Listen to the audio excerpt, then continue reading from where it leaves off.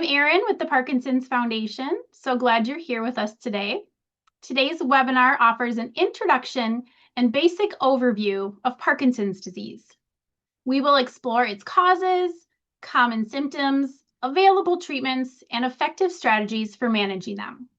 We will learn practical daily living tips to empower you to take charge of your health and to navigate the challenges of living with Parkinson's.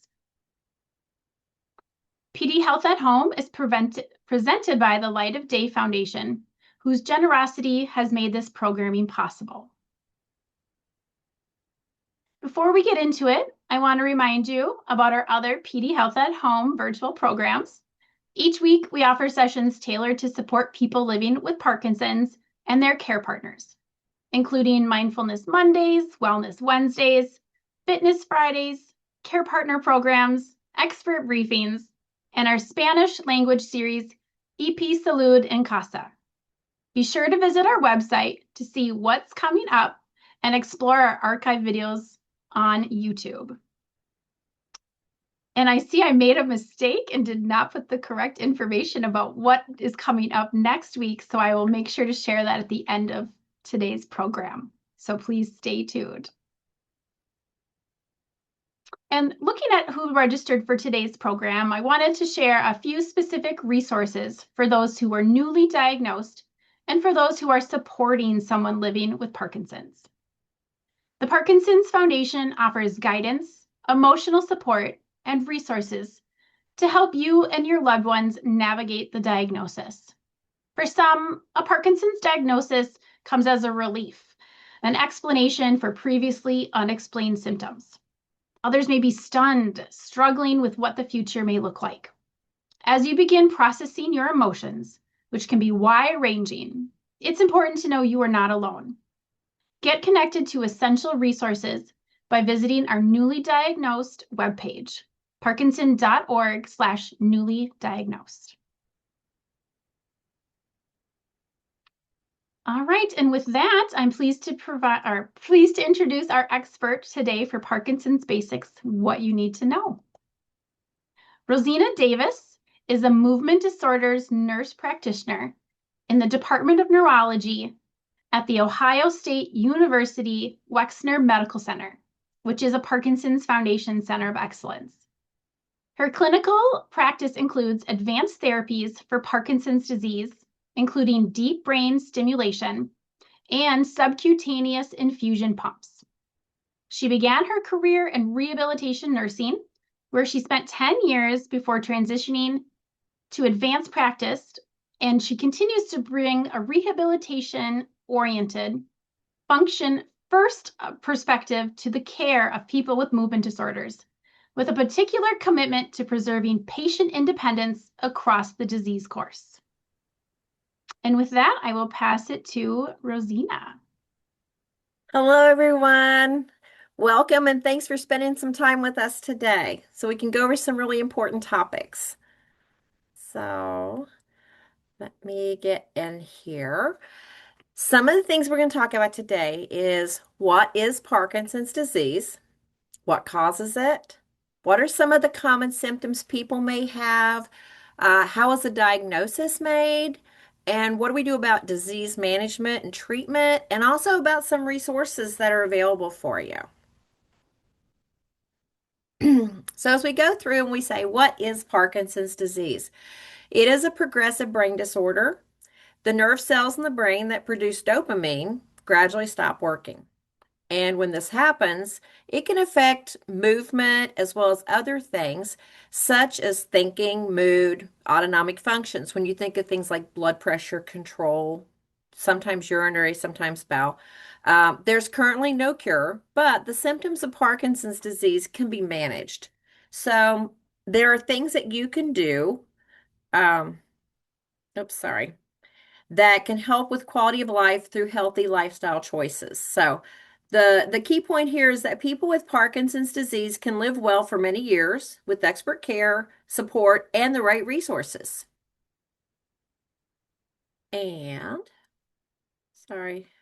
Who gets Parkinson's? So there's an estimated 1 million people in the U.S. with Parkinson's, and Parkinson's can affect anyone.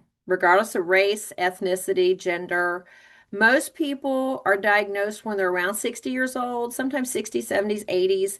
It's a much smaller group of people that are younger than that, the young onset Parkinson's patients. So age is one of the primary factors. And when we talk about it and we say, what causes Parkinson's disease? Well, basically the cause they don't know. Scientists think it's a combination of genetic and environmental factors put together. When they're doing testing of people and they're checking out genetics of patients, there's known genetic factors in less than 15% of people with Parkinson's. So, in general, it's not really so much of an inherited condition. But they do feel that some people's genetics, combined with environmental exposures, might make them more prone to developing it. So, some of the environmental things, think about prolonged exposures to certain toxins. You may hear the things about fertilizers on farms, different kinds of chemicals. And why do some people get exposed to that and develop Parkinson's and others don't? And they don't really know. They think there is an interplay between the genetics and the environment. Some other risk factors, older age, having a history of traumatic brain injury, that could be a thing too. So, scrolling through. So, what is happening in the brain? Parkinson's occurs when the nerve cells that make dopamine malfunction and die. And we need dopamine to help with controlling movement, dexterity, speech, coordination. It does a lot. So when you don't have enough dopamine, your body really can't control these factors. So reductions in some other neurotransmitters also can happen, and this can cause difficulties with mood, cognition, or thinking, and some of the autonomic functions. So researchers are working on ways to try to stop or slow down the loss of these dopamine producing cells. So, and what should you know about symptoms? So Parkinson's affects many symptoms in the body. It's not just about movement. Now, they do call it a movement disorder because of tremors, slowness of movement, some stiffness people may have, but it can affect an awful lot. So when we see tremor, that's the tip of the iceberg, right? There's a lot hiding underneath. So symptoms can vary from person to person, and things are usually really slow in development over time. When we talk about movement symptoms or the motor symptoms, it's usually things you see such as shaking. Think about tremor. It's very rhythmic in the hand, the foot. It can be the jaw. It can be the head or neck. And it's a very common recognized symptom, but keep in mind that not all people with Parkinson's have tremor. And of course, not all people with tremor have Parkinson's. So about 20% of people actually don't have tremor with Parkinson's. So slowness is one of the cardinal symptoms of Parkinson's. They have to have this thing called bradykinesia, which is slowness, some trouble with movement. Movements get smaller, and that's a common thing you'll see throughout Parkinson's with symptoms. Everything is smaller, softer, littler. Think about stiffness in the arms, legs, hip, necks. Some of the stiffness or the rigidity, harder to move. People can have problems with walking, balance, postural instability. They fall backwards maybe a little more easily. And some of the non-motor symptoms that we talk about are think about your mood, your mental health, depression, anxiety, lack of interest, which, apathy. A lot of times, depression and anxiety are actually more problematic for people than the motor symptoms are. So these are really important things that need addressed. Thinking and memory. We talk about cognition. It's maybe hard learning new things. Attention span could be less. People could have more trouble multitasking, remembering words or names. Who is this person? What was this? Sometimes there's a little trouble with that. But sometimes other people have that too. So sometimes people may have softer speech, trouble staying asleep, falling asleep. They may kick and punch in their sleep and act out their dreams. And we'll talk more about that in a minute too. More fatigue, low energy, more sleepy during the day. It could be, they sit down and watch TV and they're falling asleep very easily at rest. Hallucinations and delusions can happen with people as well. Hallucinations being that they're seeing or hearing or smelling something that's not there. Delusions being false beliefs. They think maybe people are coming in their house and stealing things out of their cabinets or something that doesn't really make sense. Constipation, another very big symptom. So, we have here a collection of 10 early signs of Parkinson's. And as we go through them, you're going to see that some are more common, some happen years before anything else shows up. Not everyone will have all these symptoms. So, and some people have the symptoms and it's not Parkinson's. So, back to tremor, when we talk about tremor, it's often a tremor at rest. So when you're sitting there and you're doing something else, you're distracted, you're not using that hand and it shakes when you're not paying attention to it. But keeping in mind, what else could it be? Shaking can be normal. If you are stressed, if you are hungry, if you're cold, if you're in pain, a lot of people can shake during times like that, and that doesn't mean they have Parkinson's. Certain other medical conditions, neurological things can cause it as well. If thyroid is uncontrolled, it may affect shaking as well. So if we scroll into small handwriting, they talk about a change in handwriting can be a sign of Parkinson's as well. And this is called micrographia. People can write tinier, they may write clear, but it's just so small. Or they may not be as coordinated and start writing off the page. But sometimes people can have problems with arthritis in their hands. They may have a hand injury. It may be harder for them to do movement because of something else. And loss of smell is a big one too. If people can't smell foods really well, they may not smell certain odors. The loss of smell can actually come to some people decades, like 10 to 20 years before they have any other symptoms of Parkinson's. And so, but people can have a loss of smell because they have a cold, they have a stuffy nose, they have COVID. That really messed us up a lot. A lot of people lost smell and we're like, well, it's not really a Parkinson's thing. It just happened. So, trouble with sleeping, sudden movements during sleep, acting out dreams. When you're asleep, your brain is dreaming, your body's supposed to be still. And sometimes that's just not, the connection's not right. So people start punching and they're dreaming that they're kicking someone and they start kicking. They may fall out of bed. So some people do toss and turn at night. That's pretty normal. But the kicking and punching in sleep and acting out dreams can also be one of those signs that come years before other symptoms show up. Trouble moving or walking. So stiffness that doesn't go away as someone moves could be a sign of Parkinson's. But again, if you've hurt your knee, your back, your legs, your hips, your feet, you can also have trouble walking, and that doesn't mean it's Parkinson's.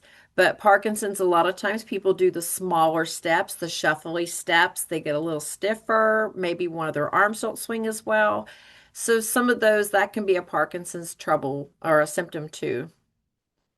If we look at constipation, constipation is another one of those signs that can happen decades before anything else shows up.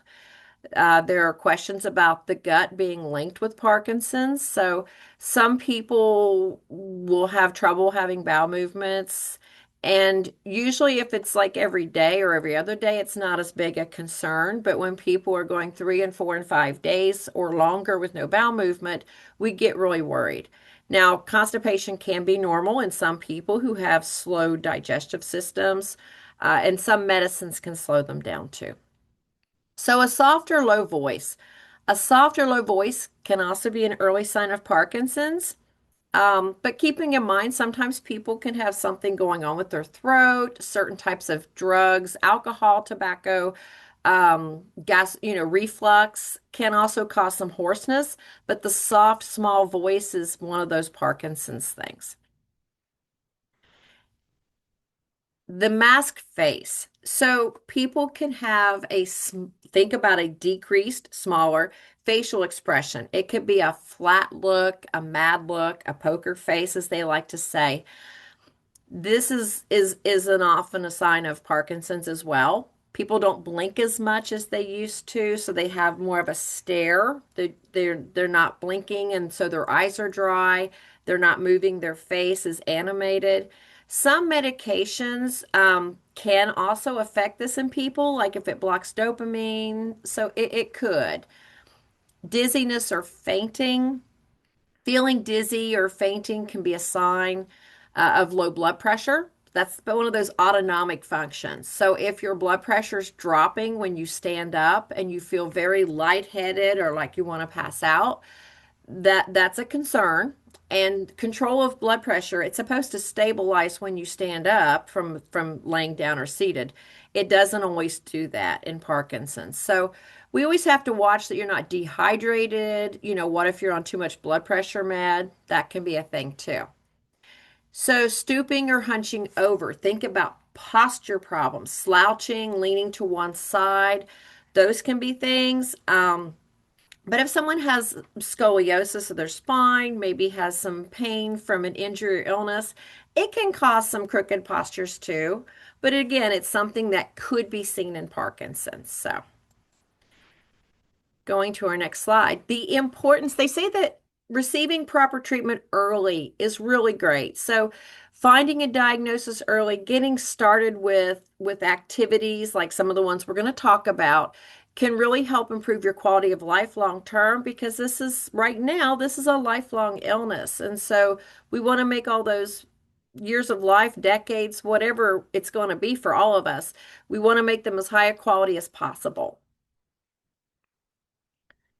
So if you think about it, how is Parkinson's diagnosed? Well, there isn't exactly one way to diagnose it.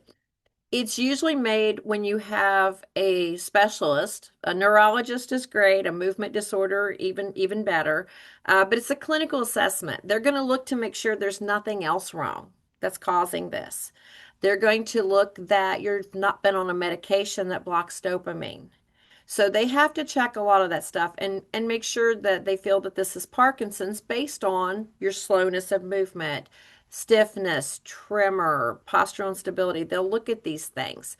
They may do a thing called a DAT scan, which is brain imaging. It's usually not necessary, but it can be supportive of the diagnosis. So if it's a positive scan, it usually means there's something going on with the dopamine in the brain. So when to start treatment is a great question because that's really very individualized. There is no one size fits all for people. The goal is to manage your symptoms and help you live at your optimum level based on your age. And so think about how maybe your healthy peers are at your own age group. We want to keep you being like that. We want to, people want to keep moving. You don't want to lose function. So if you're starting to lose function, it's really time. We want to get on top of things before that happens. And so part of the discussion is what is a movement disorder specialist? So this is a neurologist who has gone through their regular 4 years of college. They've done medical school, they've done their neurology residency, and then they do, on top of all that, an additional fellowship in movement disorders. So they get the extra experience actually being there, seeing patients who have different movement disorders, and Parkinson's is one of those.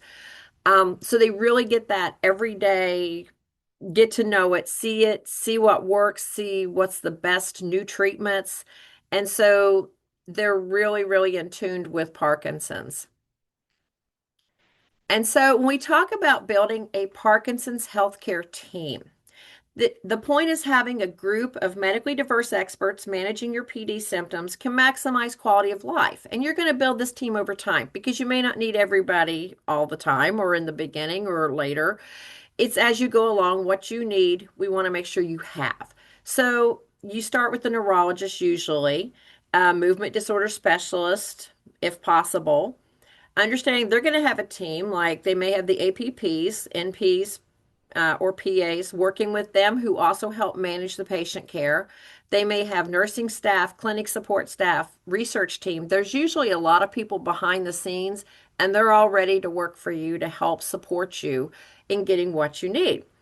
Keeping in mind, too, that a good primary care provider is always really important. So it's not that you should have one or the other. Both are really great because keep in mind, primary care providers take care of everything that's maybe not Parkinson's related or things that Parkinson's could affect. If your blood pressure or your blood sugar or your thyroid or something else is out of whack, you really want that person there to help take care of those things. So often we do referrals. And again, it's based on what people need. Is it physical therapy, occupational therapy, speech therapy, psychiatry, psychology, cognitive specialists, maybe sleep medicine? A lot of people with Parkinson's have comorbid sleep disorders. Palliative care has been helpful to add an extra layer of support to people and improve quality of life. Genetic counselors, pharmacy to review your meds and see if there's something causing you problems. A good nutritionist, social work, even dermatology. So these are great things that you may use as resources along the way. If we talk about symptom management and finding the right doctor, of course, look for a movement disorder neurologist if you can find one, or find a neurologist that says that they treat people with Parkinson's. Movement disorder specialist would be better, would be optimal if you can find them. They're not always where you are. So if you're in a place in the country where you just can't get to one, you've got to do what you've got to do. And possibly if there's one that you could travel to intermittently once or twice a year, maybe, you might see your local neurologist and then see them as well. Sometimes some people do that. So find a neurologist, though, who answers your questions, puts you at ease, and treats you with the respect that you deserve. When you look at symptom management and we talk about treatments, so Parkinson's treatment, we think about lifestyle optimization. So this may be keeping your health good, right? If your other health issues are causing you problems, it's really going to make your Parkinson's symptoms worse. So take care of yourself. Take care of these other things. Thinking about things like nutrition, exercise. Think about the therapies, the physical therapy, occupational and speech therapies. There's also things like medications. Obviously, we do a lot of meds for Parkinson's. There's surgical treatments too for some of the symptoms, such as DBS, and we'll talk about that briefly later too. So when you look at symptom management and you look at the therapies, physical therapy looks to see where you are at baseline. They work to create a personalized movement goal for you to help support your daily activities, your long-term mobility. They may help you with if you need an assistive device like a walker or a cane or something, or they may say, hey, let's work and fix their balance. Let's keep them strong, upright, and not falling down. Occupational therapist works on your independence with your activities of daily living. They're like, they can do a home assessment and see if, is your home safe? Is there something you could do that might be better to prevent falls? They can help people do things better, like maybe for work. If you're still working, an OT may help you find ways to do tasks more efficiently. So they may help people with things like medication management, things like that. They may come up with ways that just give you some good suggestions. Speech therapy works on things with voice, speech, sounds pretty self-explanatory, communication, but they also work with thinking. They work with swallowing. So if people have any swallowing concerns, a speech therapist is really a great resource for that. If we come down to exercise, exercise is the golden pill. That's what I tell people because you really need it to help maintain your balance, mobility, strength, flexibility. If we're not moving and walking and doing things, people go downhill. I mean, we all do. You don't have to have Parkinson's to lose muscle strength and coordination if you aren't active. So, exercise can also help other things. Mood, anxiety, and depression. Exercise actually helps them quite a bit. Constipation. If you're not moving, your bowels aren't moving either. This is the thing, the way our system works. Exercise programs should include some stretching exercises, aerobic activity, maybe some resistance training. The good thing is, if you work with a physical therapist, they can set up a good exercise program for you, especially if you're new to exercise, because they can help you start something safely for you. Um, but they talk about things like biking, running, Tai Chi, and yoga. These are things that are really good for balance. But the point is, find something you enjoy doing, because otherwise you're not going to want to do it. So you have to find something that you have fun with. And one of the things we talk about too is nutrition. So people ask sometimes if there's a special diet that they should follow. And usually we tell people, there's the MIND diet, MIND. You'll see that out there. We talk about the Mediterranean diet. A heart healthy diet is a brain healthy diet in general. So think about staying hydrated, 6 to 8 glasses of water per day. If you're not hydrated, you're more at risk for blood pressure fluctuations. Your medicines may not work as well. As far as constipation, adequate water helps the bowels work too. Increasing fiber, that's a big thing. Whole grains, vegetables, fruits, those are awesome. Fiber needs water. You put the two together and things work better in your gut.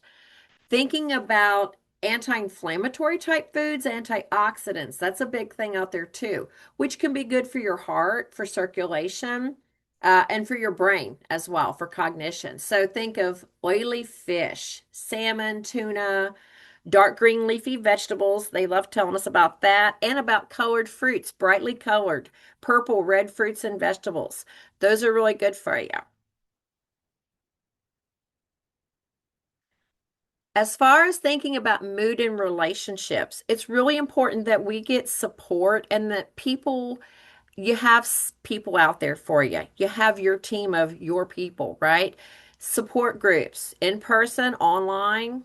It's just helpful to make connections with other people. Individual counseling, psychotherapy is an option. This is good for, adjusting to a new diagnosis. It's good for depression, anxiety. Family therapy can often be helpful too, because family members and care partners, they need some help too. So this is good to pull everybody together and to make sure everyone feels supported. No one's out, we don't have to be out there on our own. So I put in a thing here about social work because at least where I'm at, I know our social work, they do so much to help with support for people. They can help as far as a social and emotional resource for people's needs. They can help get caregiver support, community resources. If you're applying for benefits through your job or something you may need some help with, social work is really good to give guidance on that. They also help us with home health referrals if someone needs behavioral health or counseling, home medical equipment, community palliative care, any of these things. Our social worker is such a great resource for everyone. And when we talk about medications, so there are a lot of medications, and you're going to see a ton of them out there, and there's always something being advertised. Keep in mind, basically, there's levodopa, which is our gold standard. Going back in time, think about sentiment, that's a thing. Levodopa is converted into dopamine in the brain. You always see it with carbidopa. Carbidopa is the unsung hero. It helps you not get sick when you take the levodopa and prevents it from breaking down too early in the body. So, levodopa converts to dopamine. Another drug called the dopamine agonist acts like dopamine, those attached to the receptors. So they're like the impersonators, but they work. There's MAOB inhibitors that block the breakdown of dopamine in the brain, so it keeps dopamine around a little longer. The COMT inhibitors also help increase the benefit of levodopa and keeps it around longer. So, um, all of these meds can be used. There's different ones in each group. And then when you look at levodopa, there's the fast acting, there's a controlled release, there's all the new ones, there's the ones with long acting and fast acting put together. So there's a lot of options out there that have grown over time. If you look at surgery, surgical options can be explored, especially if you've had Parkinson's for a little while and the medicines just aren't working well enough. Some people will have tremor, for instance, that's medication resistant. It just doesn't matter how much you take, it doesn't fix the tremor. And that's not a lot of people, but it is some people. And so DBS can help with that. It can help people reduce the amount of meds they need because not everybody needs to take as much after they've had DBS surgery, which is a great thing. They can help with other symptoms that maybe just don't respond to meds well. So there's also, we're not really using the levodopa gel as much anymore, but there's a new thing, the subcutaneous pump, the FOS levodopa. It's an infusion, very similar to like if a diabetic were to have an insulin pump. It is very similar. It has a little cannula that you put in usually your abdominal fat, but it can go in other places as well. And it delivers it directly under the skin, which means it's bypassing your stomach. So that's kind of good. It also is a constant dose all day long, all night long. And so you're not going to have the, oh, it's working, oh, it's not. It's going to be continuous. And if it needs bumped up, we bump up the dose. So there's a lot to say about continuous dosing. When you don't have to worry about meds wearing off, you can plan your life a lot better. And when we talk about research, so research is really important, and there's a lot of Parkinson's research out there. Research is important because it leads to new treatments, new medications. It can help us really understand symptoms and disease process better, and hopefully it's going to bring us a lot closer to a cure. And you'll see links on your screen to clinicaltrials.gov and the free helpline on the parkinsons.org research. Sometimes your neurology office may have research team involved with them as well. It's just a great thing and something that if you're interested in, please let them know because they're always looking for people. So there are some research things that we have listed here that they've been working on. Biomonitors for symptom optimization. They're looking into genetic markers and treatments. There is optimizing surgery with the closed loop technology, which is one of the DBS things. Stem cell therapies are being pursued. There's electric stimulators for tremor control. There's been some adaptive devices, vibration shoes, these exoskeletons, and then the laser walkers. There's some being done with home system monitors for optimization and exercise optimization programs. So they're always looking to see, is a certain type of exercise better for people? Does it do more? What kind of symptoms can we help with this? So there's a lot going on there. So some key takeaways.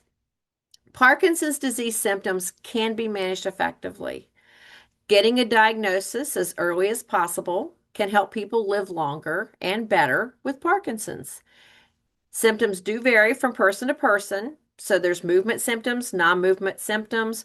Understand that what one person has, another person may not have. Everyone's story is different. Everyone's progression is different. They usually say what you've seen in the last 5 years, the amount of change. The next 5 years is about the same. Parkinson's in general is a very slow-moving disease. Personalized treatment approach with a comprehensive team of providers can help individuals have the best long-term outcomes, right? Get your people, get your team. Symptoms can be movement related, but they can also be other things. So these other symptoms are just as important and can affect your quality of life. Tell your neurology team things that are causing you problems. Don't think that anything is too small or too unimportant whatever it may be. If you're trying a med and you think you have a side effect, let them know because some of these can be very important. If you're having trouble with your sleep, with your bowels, with your bladder, with your balance, anxiety, depression, you think you're seeing things. If something's going on that bothers you, it bothers us. We want to know so we can help you. And ask questions. Again, don't feel any questions insignificant. And if you don't understand something, ask your team to explain it. A lot of times people come in and they've been told take this pill and see what happens. And, are things getting better? But they don't understand something that's going on, or they don't know, why am I taking this? Why am I doing this? What is the point of this? What should I expect with this? Ask. It's okay. No one's going to hate that. We're going to love that you're taking an active part and that you're asking questions, and we can get to the root of a problem before it gets to be too big. Alrighty. And I'm going to put a big thank you up there. And I believe Erin's going to probably take back over.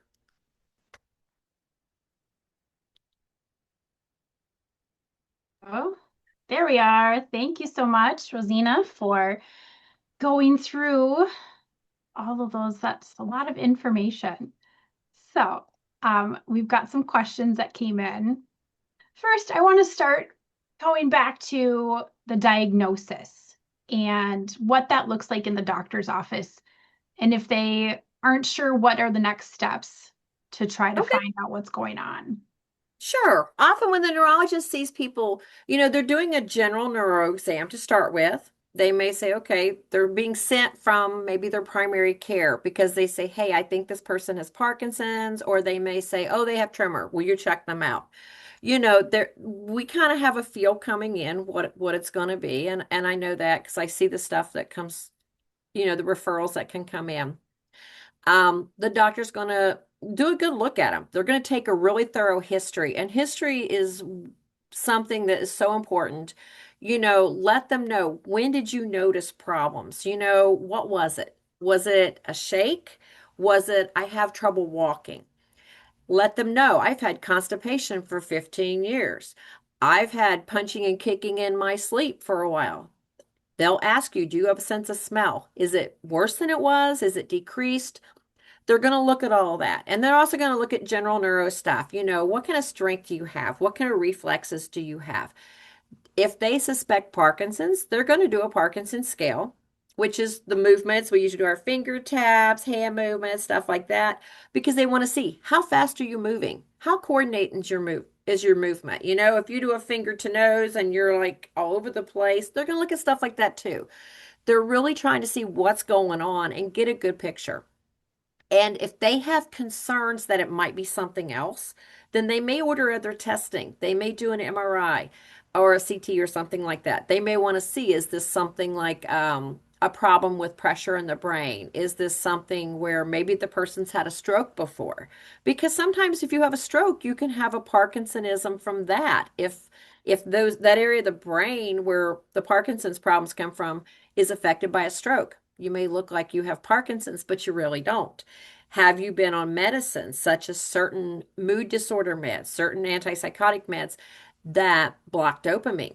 That's really important for them to know, because if you're currently on one of those meds, they're going to say, we don't know. We need to find out what you look like off of that med.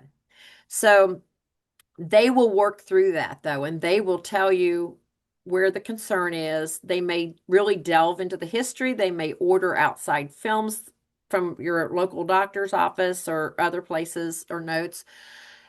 So, and then if they have their suspicions or they think, yes, this is clear cut, this is Parkinson's, I agree, they may change the medicines at that point and move forward. Sometimes they don't need to order other tests, sometimes they do. So, Okay. Thank you for being thorough, just to know all the pieces that come together. It's not just a quick, yes, it is Parkinson's. It can take a while. right. Yeah.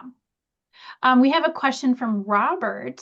My wife is newly diagnosed and is already active, doing dance and Tai Chi, yoga, and interval walking. What form of exercise should she prioritize, given that she's still working full time? Working full time is great. That's a great thing. So the exercise, I think to prioritize is what she can do, right, with her limited time that she may have. But general recommendations that our physical therapists have told us before, and I have a sheet of it here because I can't remember this. But they talk about aerobic exercise being like 150 minutes a week, brisk walking, cycling, dancing, swimming. Well, sounds like she might already be doing some of that stuff, right? They Mhm. talk about strength training, 2 to 3 non-consecutive days, about 30 minutes. So lifting weights, things to strengthen yourself. They talk about balance 2 to 3 times a week, greater than 30 minutes. Balance exercise. So think about yoga, tai chi, dancing, boxing, things like that. And stretching a couple days a week. Again, yoga, Pilates, stretching, trunk twisting, things like that. But a lot of it is really just, what you can fit into your life so that you're also living your life and not feeling like you're constantly exercising too. You have to have good quality of life and stay strong. So I like how you shared before. It was the golden exercise is whatever you will do, right? Right. What you enjoy and what's already part of your schedule or can be easily added to your schedule. Yep. You also shared about some of the non-motor symptoms, the bottom half of the iceberg, and we talked about some of the mood changes. We have a question from Sassy. How does one get a Parkinson's spouse, my PD spouse, with apathy to answer questions as to how and what they're feeling or what they want to do? I think that can be really hard because sometimes, people they don't want to talk about it. They don't feel good. They may not have enough dopamine in their system, and we don't have enough dopamine, we lack some motivation, right? And so opening up communication is often hard, and some people will talk about everything, and some people they don't want to talk. That's how their personality may be as well. Mhm. So sometimes when we think there's an apathy, like I just don't want to do anything, I don't feel like anything, you know, it's good to bring up with their neurologist or their neurology team, or even primary care, or if they're seeing psychiatry or psychology. Sometimes, psychotherapy with psychology can help people. That's a big thing that can help people. It gets them to talk with someone about things. Sometimes optimizing medication, that's a really big thing to help a lot of these as well, because possibly their medicines just aren't quite optimized. And so their brain is saying, "Oh, I got so much to do. It's so hard to do everything. Why is life so hard?" And then, you can feel like your mood is not going to be good in that situation. So the big thing is probably talk with their provider about it and say, "Listen, hey, he's not talking to me much, and I can't see how I can help him." Family support groups might be an option too. When you think about it, sometimes making sure the family is supported or the care team is supported is also very important because they may need a little way of, they may talk to other family members, other spouses who can say, hey, here's the situation we had. They may not feel so bad about it, Sure. you Okay. know? Okay. But that stuff is common It's with very common. It's with very a common. Parkinson's diagnosis is those mood changes. Yes. And anxiety is usually a little worse than depression as far as how much it affects life. But anxiety and depression together can really bother some people a lot more than tremor ever could. So Okay. Kind of on the same vein of like getting back to doing things after a diagnosis. As a spouse or family member or care partner, how can they best support their loved one while also taking care of myself and maintaining a sense of normalcy in our lives? I think that is kind of in line with the other thing too, thinking about support groups, including families in support, right? Like family therapy or psychotherapy or support groups. That's why sometimes too, if people are having trouble with things, um, if they're not having as much trouble, then it is, you talk to them and say, hey, what can I do to make things better? Right? How can we take care of this problem? Um, and if they may not feel they're having a problem, well, then okay. But open communication's a really big thing. And sometimes too, we have like here we have a neuropalliative doc who actually works with people who have chronic diseases like Parkinson's. We tell people it's not hospice, it's not giving up, it's about improving your quality of life and providing an extra layer of support. And sometimes that actually helps people and their family members because they get someone else putting eyeballs on them, coming up with options that may help some of these other symptoms that we don't always hear about in office. So I've heard a lot of them. They've helped with a lot of things. So Yeah. Yeah. Okay, thanks. We've got a couple questions that came in about medications. okay. So can you share a little more about what levodopa addresses? Is that specific to motor symptoms or non-motor symptoms? It can affect a lot. So if you think about it, you know, you need dopamine and we're given, you know, you're taking the levodopa and it's putting dopamine in your brain. In theory, we're thinking at first, okay, it's going to help these motor symptoms. It's going to make people, maybe if they have tremor, not tremor. It's going to make them move faster, walk better, feel better, right? And it can help all those movement symptoms. It can also, you know, it's helping control movement. So at some point, we think about too swallowing, facial expression. A lot of these things are movement kind of muscle control we just don't think about. Um, if the medications are optimized and people are moving easier, they feel better. So that's also helping the anxiety, the depression. Sometimes the levodopa can positively or negatively affect sleep. Sleep is another really big thing that sometimes is a problem for people. And, you know, helping people to be able to decide, do I need levodopa late at night or do I not need levodopa late at night? That's important because some people do and some people don't. And, you know, do I need some medicine to help with my sleep, which again makes life better. When we sleep good, everything is better. So the medicines, they just help. And if you're taking the med and it's working and then it's not working and it's working and it's not working, and it starts ping-ponging and people aren't feeling they're well controlled, that's going to affect a lot because how do you plan to do anything if you're not sure how my walking's going to be at this time or if I'm going to shake when I'm out to dinner with the girls? You know, it's important to be able to have the med adequately covering symptoms and not to the point that it's causing any side effects. So, Okay, that kind of leads into the next of oh, what good. are dyskinesias, and is that when you have too much dopamine? Often, especially early on, I always tell people think about, you know, usually tremor shake, shake, shake, very rhythmic, means I need medicine. And squirm, squirm, squirm usually means I've got too much at that moment in time in my brain. Now, in a perfect world, that is an accurate assessment, and it usually means, hey, I'm getting maybe too much at the peak dose. When it's really kicking in, it's a little too much, so I might need to change that med a little bit. There are some people, though, who will have dyskinesias at odd times that just can confound us because they can actually have it at peak dose and as they're wearing off, which is just very complicated. But basically, when you try to keep people at a nice steady dose and a nice steady state, you can avoid some of that. But a lot of people with dyskinesias, some people either really hate them or other people say, hey, I don't care. I'm moving really well right now.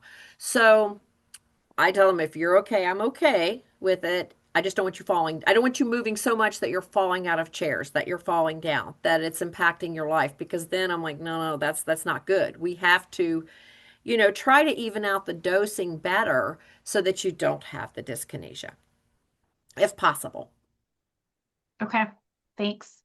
Another medication question. Any foods to avoid when taking medication?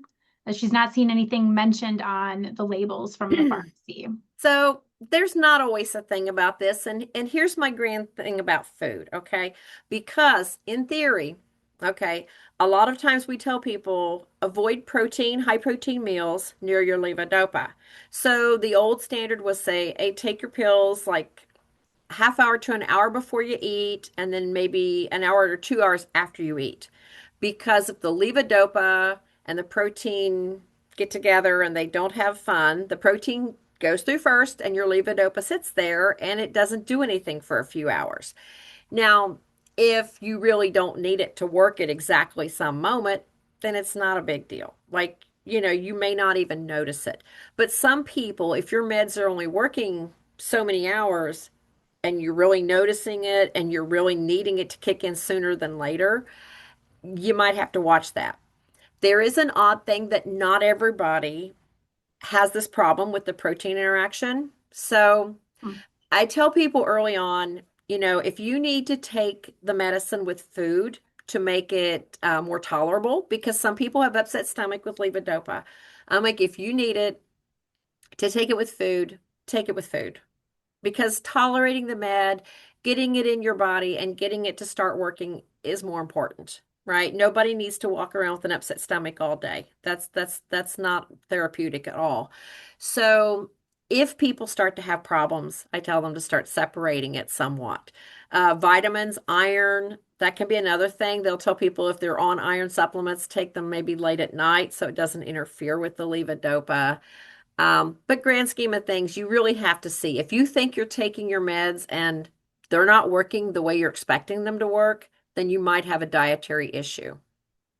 So it's really being aware of if Yes. there's in Yes. making a note of it to, keep track, Right. seeing if there's a pattern. Yeah. Okay, thank you.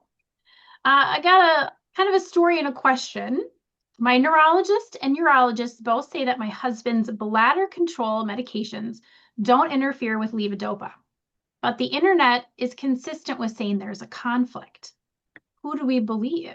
Where do we Ah. find this trustworthy information, experienced Parkinson's specialist support services, and other resources to navigate life with Parkinson's? Okay. So it's the bladder med. They feel it's interfering. It's bad for Parkinson's, in other words, right? Yes. Yes. Yep. So in my mind, what I'm going to probably tell you is if it is certain types of meds, oxybutynin is one of them, it affects a system that can worsen cognition in those with neurodegenerative diseases. So if we see people on oxybutynin for bladder, we're usually saying, hey, we don't like this.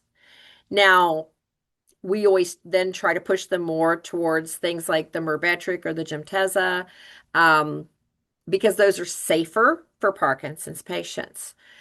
If they take those meds and they don't work as well, which sometimes that can happen, or if they can't get them at an affordable price, which I've seen that as well, there are some meds that are kind of in the middle, like some that are maybe not as bad as the one, but not as good as the other.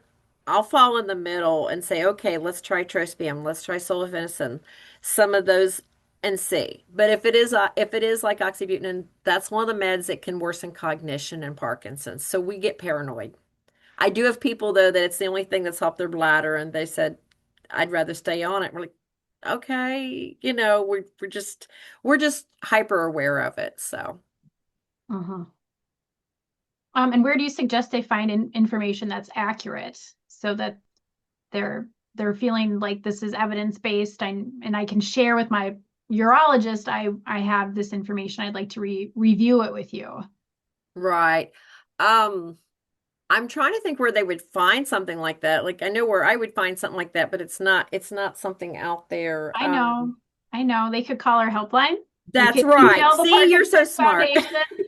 We have web pages about urology, but that would be my my place to go is finding that research from a reputable Parkinson's resource like Parkinson's Foundation, but there's others out there. That sounds like a great idea.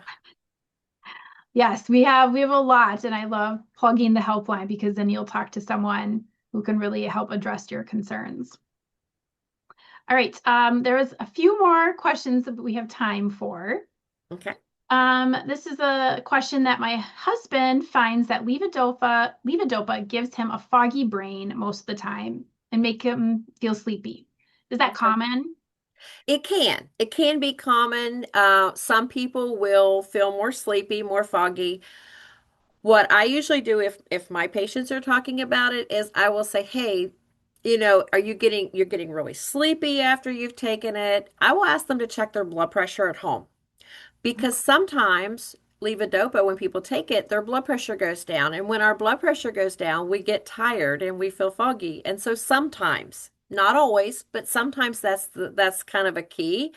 And if they find out, "Oh my goodness, yes, my blood pressure is going down," that would be a sign of, hey, we need to see why. What can we do? Can we say drink more water, stay well hydrated? Because most of us don't drink enough water.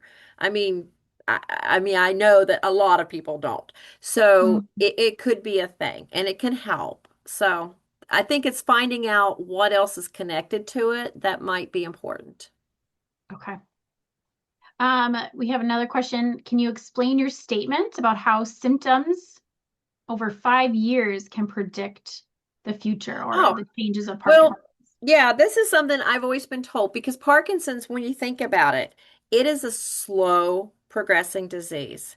And so I remember years ago when I started, one of the things they said is whatever you see in the last 5 years, that amount of that percentage of change you've noticed, that same percentage could be the next 5 years. It should be a very slow thing over time. And one of the things, and this is another good thing to bring up, is that nothing should ever be sudden or abrupt in Parkinson's. So when people call us and say, "Oh dear, I'm, my husband's falling all the time. This week, he just started falling all the time. He's passing out or he's seeing things that he wasn't seeing before. Something Mm, is different. What's going on?" One of the first things we say is, hey, our nurses will actually tell them, have you seen your primary care? Have you checked for an infection? Because nothing should ever be boom, fast changes in Parkinson's. There's usually something else going on, a new mm, medication they've started, an illness or infection, and the brain's responding to that. And it's letting you know something's wrong. So figuring out what it is that's poking it with the stick is really important. okay, thanks. And last question for today as we wrap up. Is taking levodopa a problem with limited social alcoholic drinking? Well, that is a different question. I mean, we've got all Well, ages here, so. officially, we always hear things that say you have to really watch when you're taking medications for Parkinson's with alcohol, right? Um, people do some social drinking and they're on our medications. And, I think at some point they have to figure out how do I respond when I am on this? And I would Okay. definitely tell them that if you're doing limited social drinking, please be careful, right? What you're drinking, like how much you're drinking. Obviously you want to kind of keep it a little limited. You want to make sure that you're not having, too much CNS depression from, maybe Mhm. you're really tired with your levodopa and now you throw something on it that's making you more tired. So be careful. I mean, you really should be careful. If you have other health concerns that would contraindicate alcohol. If you are on certain medications, like other medications, some of the ones you really need to watch with, the MAOB inhibitors, there's some problems with them and things like wine, nitrates. They talk about a whole bunch of stuff. Those meds have a lot of interactions. So if you're on any of those, watch for the interactions with other medicines and even foods and things like that. Mhm. So. So good question to ask your provider as Exactly, you've got exactly. anything Ask them changing. because they know what you're on. Right. And I feel like that is something you can be honest with Yeah, because that's your lifestyle, that's your choice. So just exactly. have the conversation. Conversations are great and that's important. Yes. Well, thank you so much for your time today, Rosina. This has been so helpful, and we've seen great comments and very much appreciative. So I've just got a few slides to finish us out for today. So thank you again to everyone for joining us. I'd like to thank the Light of Day for their generosity as a sponsor to make this programming possible. And as I talked about, we have a plethora of information on our website, parkinson.org, but you can also reach out to our expert team directly through our helpline, 1-800-4PD-INFO. That's 1-800-473-4636. Or you can email at helpline@parkinson.org. And we're ready to support you every step of the way. Lastly, we'd love to make sure we get your feedback. It's essential to helping us shape our future programming. So as the webinar concludes, a survey will pop up on your screen, and please take a moment to share your thoughts and let us know what topics you'd like to see in future sessions. Thank you again for joining us today. We're so honored that you shared this time with us, and I hope you found the information and resources helpful. Please know you're not alone. Your community is here to support you every step of the way. If you have any questions, feel free and reach out to us, our website, our helpline. We're here to help you live well with Parkinson's. Thanks for being here and hope you have a great rest of your day. Take care.